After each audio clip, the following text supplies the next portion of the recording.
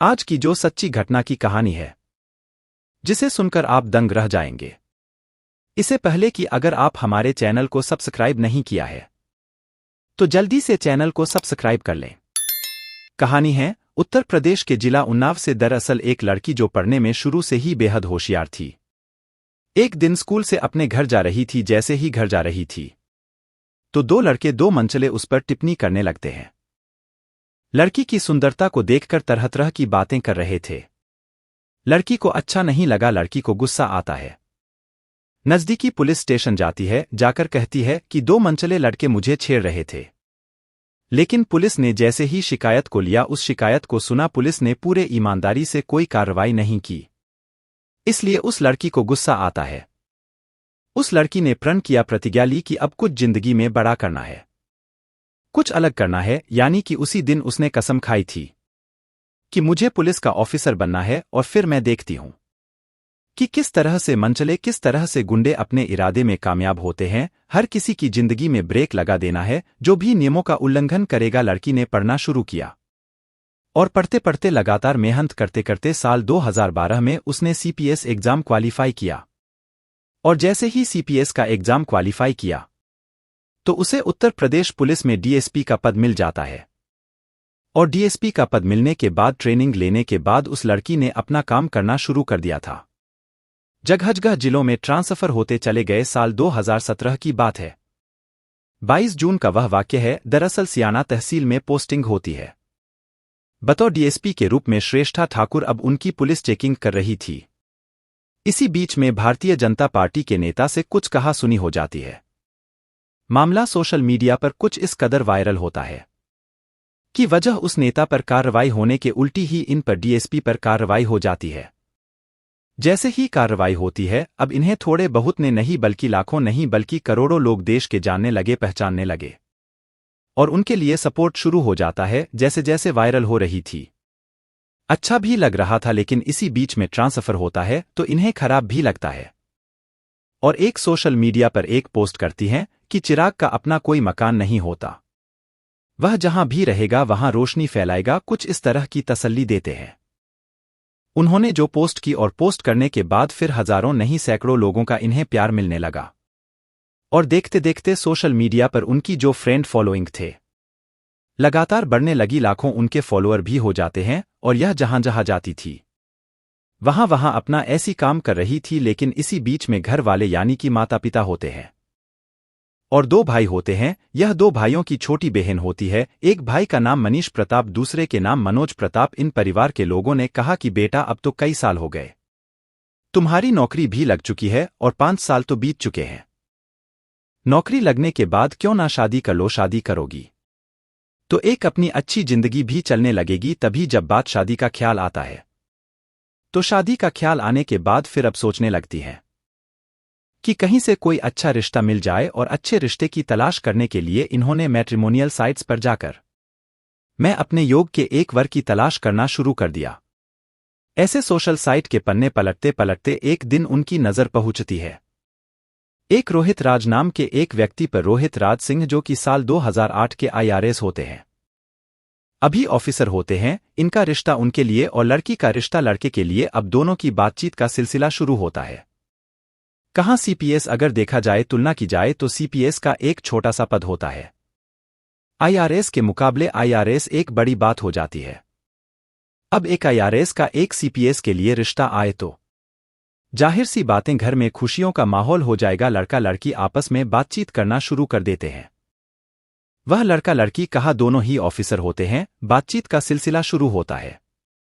दोनों की दोस्ती कुछ ज्यादा गहरी होने लगती है। परिवार के लोग आपस में इनकी सहमति दे देते हैं, ठीक है शादी कर लो।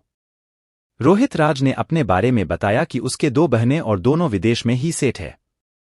और इसकी यानी कि खुद की ड्यूटी झारखंड के रांची में, और यह डिप्टी कमिश्नर होता है आईआरएस में, यानी कि इंडियन रेवेन्यू सर्विस में पोस्टिंग होती है।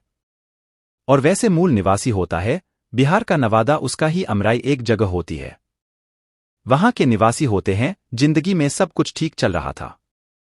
साल 2018 में इन दोनों की धूमधाम से पटना में शादी हो जाती है। कई लोग शादी में शामिल होते हैं, लेकिन इसी शादी में कुछ ना कुछ इस पीपीएस अधिकारी यानी कि डीएसपी श्रेष्ठा ठाकुर को कुछ आभास होने लगता है कि जहां रिश्ता लगा है शायद कुछ गड़बड़ हुई है, लेकिन कुछ वक्त बीतने लगता है और जैसे जैसे वक्त आगे बढ़ रहा था वैसे वैसे कुछ चीज सामने आने लगती है। यानी कि जैसे पैसे की डिमांड करना अब एक अधिकारी होते हुए तुम अपनी बीवी से पैसे मांगोगे तो जाहिर सी बात है कुछ ना कुछ तो गड़बड़ है। वैसे ही इनमें अब जैसे जैसे आगे कहानी बढ़ती है, यह परिवार में आगे बढ़ने की शुरू करते हैं। हालांकि प्रेग्नेंट हो जाती हैं, लेकिन इनको एक बच्चा भी हो जाता है, एक बेटा पैदा हो जाता है। और यह दिसंबर 2020 का यह वाक्य है।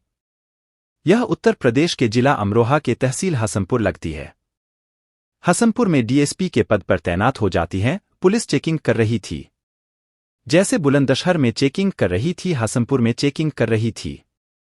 इसी बीच में फौजी आता है। फौजी से इसी बीच में बातचीत करते करते एक पुलिस वाले ने उनकी गाड़ी की चाबी निकाल ली और यह मामला बहुत ज्यादा हाईलाइट हो जाता है। यानी कि पहले बुलंदशहर में, फिर यही अधिकारी कुछ दिन के बाद जो इनके पति होते हैं आईआरएस ऑफिसर, वह कोतवाली में पहुंच जाते हैं। बातचीत होती है और इसी बीच में कुछ कहा सुनी शुरू हो जाती है। तब पता चलता है कि यह अपने पति यानी कि पति से नाराजगी चल रही है, घर में झगड़ा चल रहा है, प्रेम विवाह। इसी बीच की खबर यह अमर उजाला और दैनिक जागरण खबर में भी प्रकाशित हो जाती है। और जैसे ही अखबार में खबर प्रकाशित होती है तो इनकी दूरियां और बढ़ने लगती हैं। जब दूरियां ज्यादा बढ़ने लगती हैं, क्योंकि इस महिला ऑफिसर को यह पता चल जाता है कि जिस व्यक्ति से शादी की है दरअसल वह ऑफिसर है ही नहीं, वह तो फेक अधिकारी है। लेकिन जब बात अगर पब्लिक में जाएगी, लोगों में जाएगी, तो यह पता चलेगा कि डीएसपी कैसे धोखा खा सकती है। तो फिर तो कोई भी नहीं बच सकता। इसलिए उन्होंने इस रिश्ते को बनाकर रखने के लिए कुछ दिन इस रिश्ते को निभाने की कोशिश की, लेकिन वह व्यक्ति लगातार इनके साथ चीट करना शुरू कर देता है। किसी न किसी बहाने से पैसे मांगना शुरू कर देता है। कभी एटीएम से पैसे निकाल लेता है तो कभी बैंक में जाकर अपना नंबर बदलवा देता है। कुल मिलाकर इनसे पैसे को किसी न किसी रूप में मांगने लगता है। मैडम को खराब लगता है। साल 2021 में ऐसा बताया जाता है कि 24 से 3 साल पहले अगर माइंस जाते हैं तो साल 2021 में इनका तलाक भी हो जाता है। यह अब पति नहीं बल्कि पूर्व पति हो जाते हैं और यह अपने बेटे के साथ अपनी जिंदगी में खुश नहीं खुशहाल थी। लेकिन 1 साल और बीत जाता है। दिसंबर 2022 में इस व्यक्ति ने एक राज्य कुलश्रेष्ठ के नाम से अपने फेसबुक आईडी बनाता है। उस पर बेटे का फोटो लगता है और अपने ही पूर्व पत्नी यानी कि डीएसपी के खिलाफ अनाप शनाप लिखना शुरू कर देता है। जब बुरा लगता है, साल 2023 तो किसी तरह से बीत जाता है। लेकिन जैसे ही यह फरवरी का महीना आता है, राजकुल से रीसेट के नाम से जो फेसबुक आईडी होती है उस पर बहुत भद्दी भद्दी बातें लिखना शुरू की जाती है। अब मैडम को गुस्सा आता है। मैडम सीधा उत्तर प्रदेश के जिला गाजियाबाद का थाना कौशाम्बी लगता है। वहां जाते हैं और जाने के बाद बताती हैं कि मेरे साथ इस तरह से दिक्कत है और मेरी फिलहाल पोस्टिंग उत्तर प्रदेश के जिला शामली में डीएसपी के पद पर यह है। और जैसे कौशाम्बी थाने में यह एप्लीकेशन दी जाती है तो फिर एफआईआर नंबर 0064/2024 की आईपीसी धारा 323, 498 जो कि दहेज एक्ट के लिए लगती है, 420 यानी कि धोखाधड़ी के लिए 467, 468, 471, 586 यानी कि यह साइबर एक्ट की धाराएं, इसमें मुकदमा दर्ज कर लिया जाता है रोहित राज सिंह के नाम, जो कि कौशाम्बी का पता दिखाया जाता है। कौशाम्बी गाजियाबाद का और इनका मूल पता होता है नवादा बिहार। इनके पिता यानी कि वकील शरण सिंह जो कि उनके पिता होते हैं, साथ उनके भाई संजीत सिंह के खिलाफ मुकदमा दर्ज कर लिया जाता है और उसे मुकदमे में यह हवाला दिया गया था कि इन्होंने करीब 15 लाख रुपए लखनऊ में प्लॉट खरीदने के लिए रखे हुए थे और इसी बीच में नकली सिग्नेचर करने के बाद, फर्जी सिग्नेचर करने के बाद उनके खाते से सारे के सारे पैसे निकाल लिए गए। लेकिन फेसबुक पर जब इन्होंने बहुत अजीब तरह की भद्दी भद्दी बातें, पर्सनल चैटिंग, व्हाट्सएप की चैटिंग जब लिखना शुरू किया है तो इसे लगा इस ऑफिसर को कि अब यह पानी सर से कहीं ऊपर जा चुका है। तब जाकर उन्होंने एफआईआर दर्ज कराई और मैंने कई ऑफिसर से बातचीत करने के बाद पता चलता है कि यह महिला ऑफिसर जिनका नाम श्रेष्ठा ठाकुर है, जो डीएसपी है, शामली में नहीं फिलहाल की पोस्टिंग है। यह बहुत अच्छी है सभी की प्रति, चाहे वह आवाम हो, चाहे वह अधिकारी हो, चाहे वह पुलिस वाले हो, चाहे इनसे नीचे के हो, चाहे वह उनसे ऊपर के अधिकारी हो, सभी के प्रति इनका अच्छा व्यवहार है। लेकिन न जाने क्यों यह कि इस जो फेक IRS ऑफिसर होता है, उसके चक्कर में फंस जाते हैं और पूरी जिंदगी उनकी बर्बादी की कगार पर पहुंच जाती है। हालांकि इन्होंने अपनी जिंदगी को खुश रखने के लिए उससे अलग हटकर एक नई जिंदगी की शुरुआत की, लेकिन वह व्यक्ति इन्हें सही से जीने नहीं दे रहा था और पुलिस में FIR दर्ज कर ली जाती है। पुलिस ने इस व्यक्ति को गिरफ्तार किया। गिरफ्तार करने के बाद इसको जेल भेज दिया है। फिलहाल इस मामले की जांच चल रही है। आगे जांच के बाद ही क्लियर हो सकेगा कि इन्होंने जो शादी की थी वह प्रेम विवाह था, क्या नहीं था, उसका क्या कहना है। दोनों पक्षों के बाद जब कोर्ट में जाएगी, फिर कोर्ट की डिसाइड करेगा कि कौन सच्चा है कौन झूठा है। दोस्तों, इस वीडियो से किसी को भी डराना या धमकाना नहीं, बल्कि आपको जागरूक करना है और आप सचेत रहें। दोस्तों, वीडियो पसंद आई हो तो लाइक शेयर करें, साथ ही जुल्म की दुनिया चैनल को सब्सक्राइब करें रोज एक सच्ची कहानी सुनने के लिए। धन्यवाद।